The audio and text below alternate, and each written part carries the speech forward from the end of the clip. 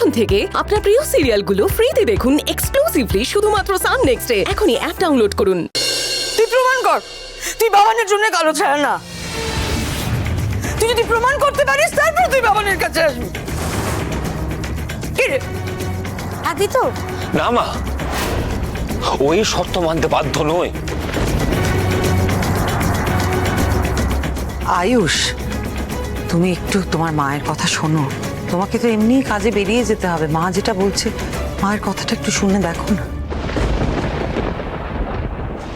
ওনার shooting বাতিল হয়েছে, উনি ফিরে যাবেন সেটা তো শুধু আমি জানি। আর মাকে উনি বলেছেন, তাও আবার ওই বাড়িতে। ভালো ম্যাডাম এটা কি করে জানলেন? সংসার ত্যাগ করে সন্ন্যাসিনী হয়েছে, অথচ সংসারের সব ব্যাপারেই তুমি নাক গলাবে। এই তোমার ত্যাগের নমুনা। সন্ন্যাসিনীর ধর্ম সংকট দূর করা, অন্য কারোর জন্য হলেও আমি এটাই করতাম।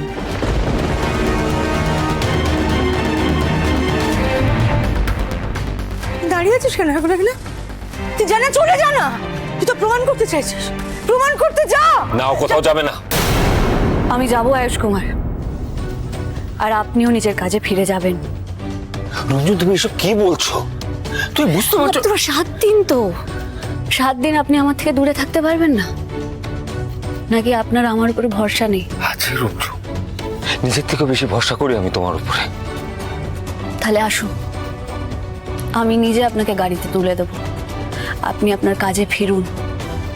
7 দিন সময় নিচ্ছি, 7 দিন পর আমার আর আপনার দেখা হবে।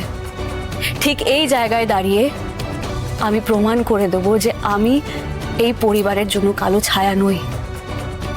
সবকিছু পরিষ্কার হয়ে যাবে, সবার সামনে সত্যিটা দিনের আলোর মতো পরিষ্কার হয়ে যাবে।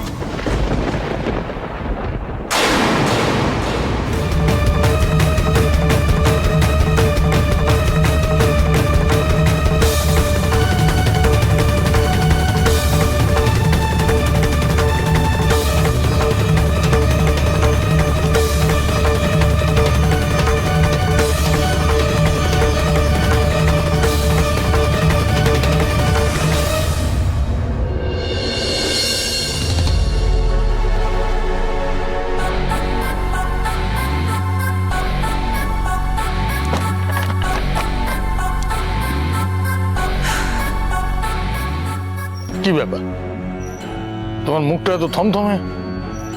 চিৎকার চেঁচামেচি শুনে মনে হলো তো তোমার প্ল্যান সাকসেসফুল, আগুন লেগে গেছে। এক্স্যাক্টলি, আগুন লেগে গেছে, কিন্তু এই আগুনটা কেন লেগেছে, কি কারণে লেগেছে